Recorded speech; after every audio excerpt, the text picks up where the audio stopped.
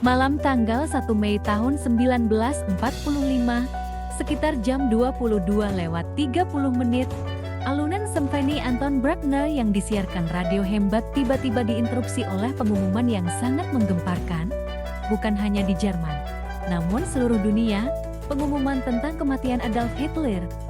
Berita kematian seorang tokoh yang oleh hampir seluruh manusia di dunia dianggap sebagai personifikasi kejahatan absolut dengan cepat menyebar ke seluruh penjuru planet. Adolf Hitler, pemimpin Nazi yang bercita-cita membangun kerajaan yang dapat bertahan selama ribuan tahun, pria yang dianggap bertanggung jawab atas pembantaian 6 juta orang Yahudi di Eropa, telah bunuh diri di bunkernya, bukan gugur dalam pertempuran heroik seperti layaknya seorang pemimpin militer yang perkasa. Namun, bahkan setelah puluhan tahun berlalu, bagaimana sebenarnya pria itu meninggal masih menjadi misteri. Hitler bunuh diri dengan menembak kepalanya sendiri pada tanggal 30 April tahun 1945 di bunkernya di Berlin. Eva Braun, wanita yang baru saja dinikahi Hitler sehari sebelumnya, ikut bunuh diri bersamanya dengan meminum sianida. Sesuai instruksi lisan dan tertulis Hitler sebelum bunuh diri, jenazah mereka diangkat menaiki tangga melalui pintu keluar darurat bunker, disiram dengan bensin, dan dibakar di Taman Kanseleri Reich di luar bunker. Catatan arsip Soviet menjelaskan bahwa jenazah mereka yang nyaris hangus ditemukan dan dimakamkan di lokasi berbeda sampai tahun ke-1946. Kemudian makamnya digali lagi dan dikremasi pada tahun 1970, dan kemudian abunya disebar. Sumber-sumber yang menyampaikan berita menjelaskan hal berbeda mengenai penyebab kematiannya Hitler. Satu sumber menyatakan bahwa ia tewas karena racun, sedangkan sumber lain menjelaskan ia tewas akibat menembak diri sendiri sembari menggigit kapsul sianida. Sejarawan kontemporer menolak kisah-kisah ini dan menganggapnya sebagai propaganda Soviet atau upaya kompromi untuk merekonsiliasi kesimpulan yang berbeda. Seorang saksi mata menyatakan bahwa jenazah Hitler menunjukkan tanda-tanda tembakan melalui mulut, tetapi pernyataan ini terbukti mustahil. Sisa-sisa gigi yang ditemukan pada jenazah Hitler cocok dengan catatan gigi pada tahun ke-1945. Karena alasan politik, Uni Soviet mengumumkan berbagai versi nasib Hitler. Soviet bersikeras pada tahun-tahun setelah perang bahwa Hitler belum tewas, tetapi melarikan diri dan dilindungi oleh bekas sekutu barat. Pada awal 1945, militer Jerman berada di ambang kehancuran total. Polandia jatuh ke tangan tentara merah Soviet yang kian mendekat, yang bersiap menyeberangi sungai Oder antara Kustrin dan Frankfurt. Dengan tujuan melumpuhkan Berlin, pasukan Jerman baru saja dikalahkan oleh pasukan sekutu dalam serangan Ardennes yang menyebabkan pasukan Britania dan Kanada berhasil menyeberangi sungai Rhine dan memaksa masuk menuju jantung industri Jerman di Ruhr. Pasukan Amerika di selatan telah merebut Rhine dan bergerak maju menuju Mainz, Mannheim, dan Rhine. Di Italia, pasukan Jerman mundur ke utara setelah dihalau oleh pasukan Amerika dan persemakmuran dalam serangan musim semi yang bergerak maju ke arah Po dan kaki pegunungan Alpen. Januari tahun 1945, Hitler mundur ke Berlin. Para pemimpin Nazi sudah memastikan bahwa pertempuran Berlin akan menjadi pertempuran terakhir perang di Eropa. Pada 11 April, pasukan Amerika menyeberangi Alp, 100 km sebelah barat Berlin.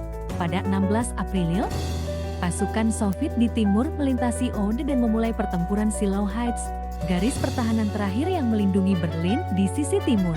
Sekitar 325.000 tentara Angkatan Darat Ragubi dikepung dan ditangkap pada 18 April, membiarkan jalan terbuka bagi pasukan Amerika untuk memasuki Berlin. Pada 19 April, Jerman mundur sepenuhnya dari Shiloh Heights tanpa garis depan. Berlin dibombardir oleh artileri Soviet untuk pertama kalinya pada tanggal 20 April, bertepatan dengan hari ulang tahun Hitler. Menjelang malam tanggal 21 April, tang-tang tentara merah telah mencapai pinggiran kota.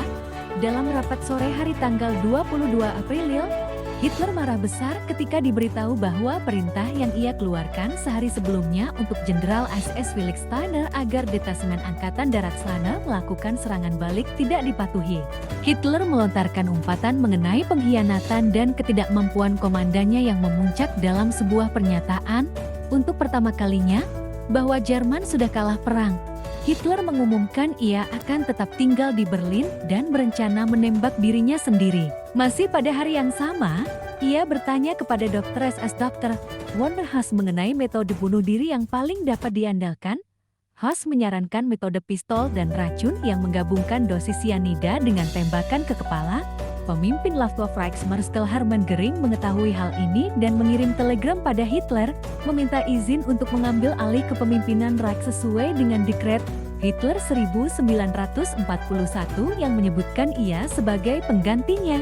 Sekretaris Hitler Martin Bormann meyakinkan Hitler bahwa Göring merencanakan kudeta. Sebagai tanggapan, Hitler memberitahu Göring bahwa ia akan dihukum mati kecuali ia mengundurkan diri dari semua jabatannya. Tak lama kemudian, Hitler memecat Göring dari semua jabatan dan memerintahkan penangkapannya. Pada tanggal 27 April, Berlin hilang kontak dengan wilayah Jerman lainnya.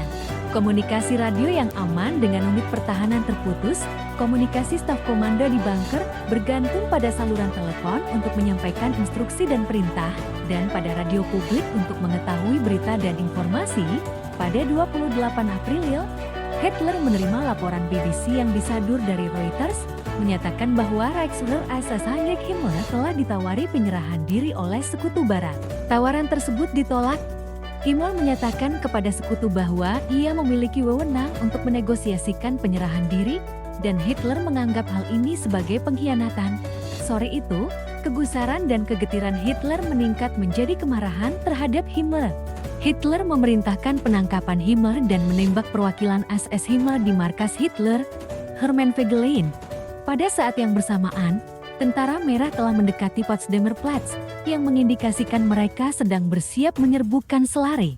Laporan ini dan pengkhianatan Himmler mendorong Hitler untuk membuat keputusan terakhir dalam hidupnya.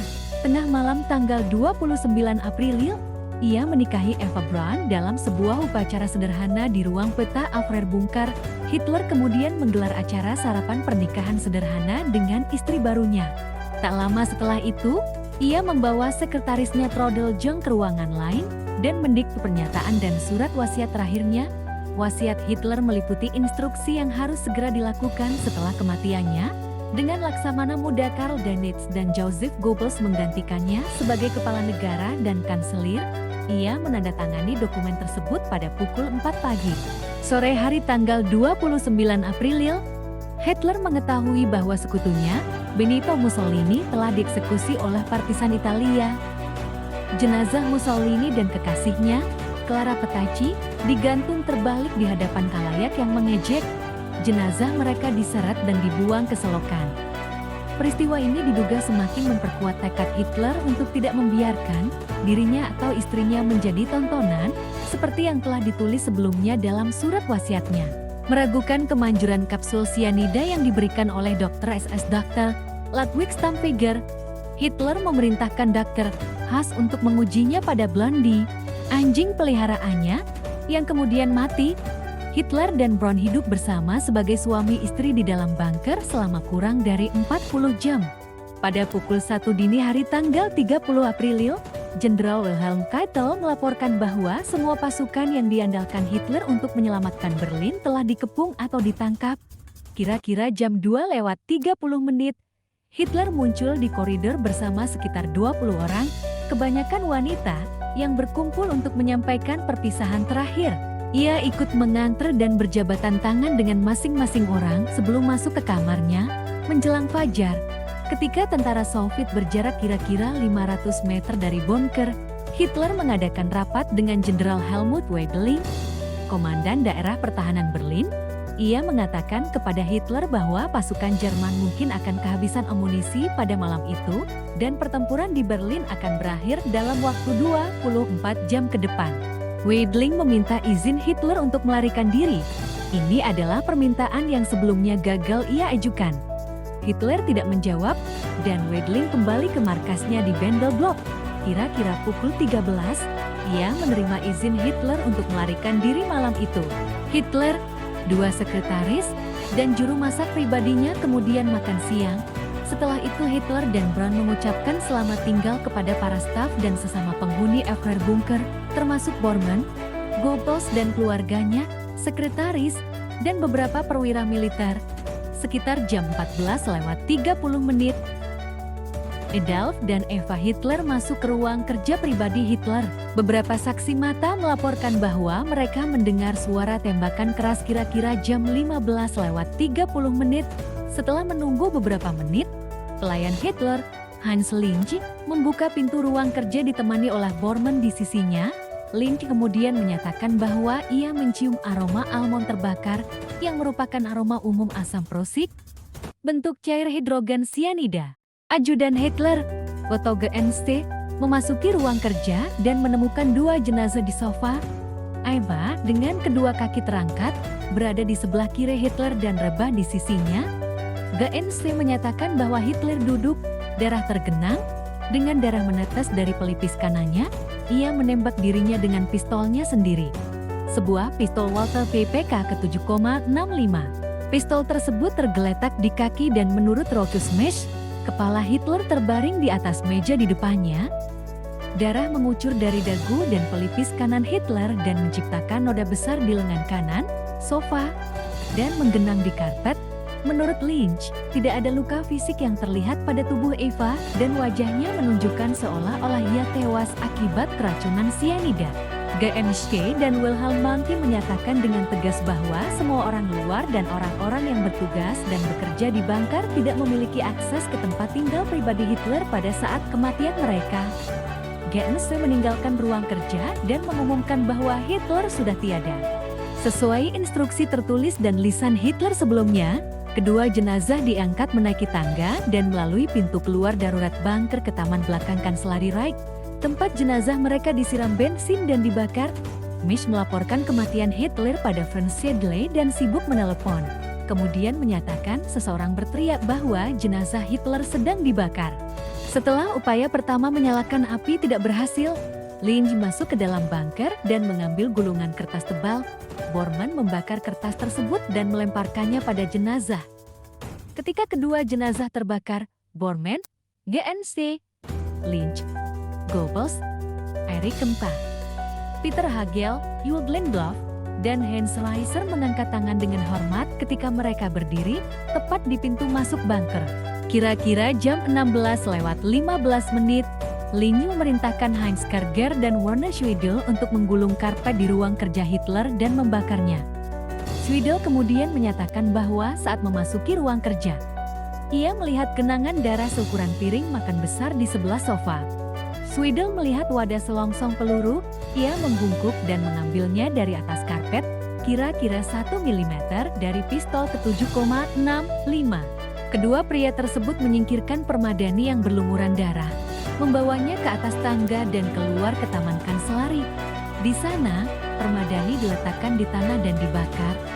Pada sore hari, tentara Soviet menembaki wilayah tersebut di dalam dan di sekitar Kanseleri Reich.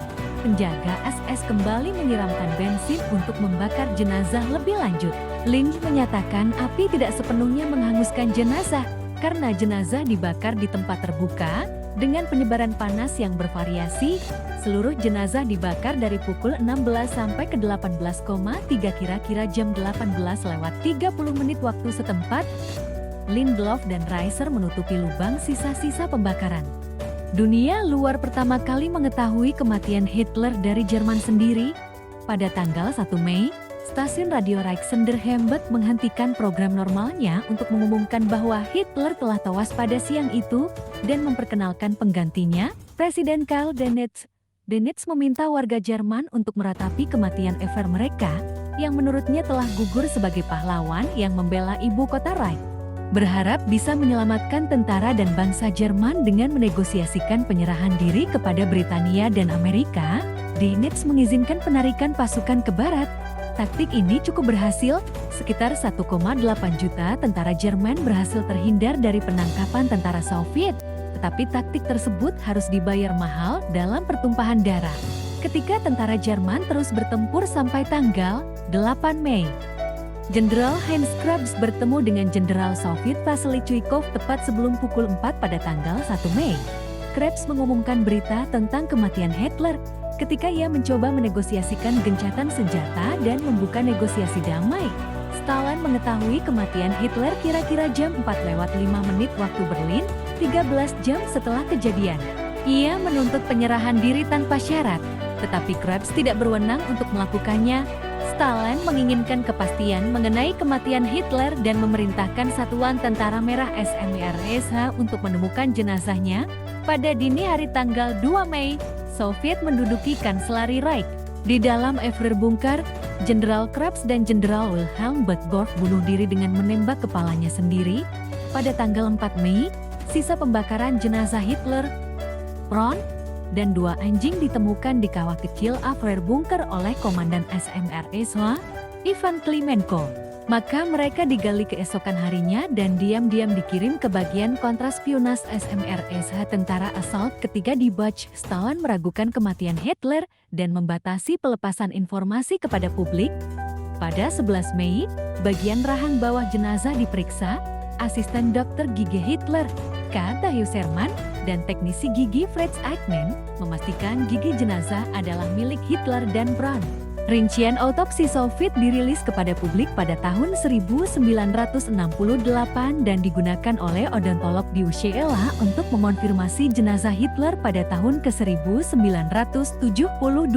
Pada awal Juni tahun 1945, jenazah Hitler, Braun, Joseph dan Mike de Goebbels, 6 anak-anak Goebbels, Krebs, Blondie, dan seekor anjing lainnya dipindahkan dari Buch ke Weinau.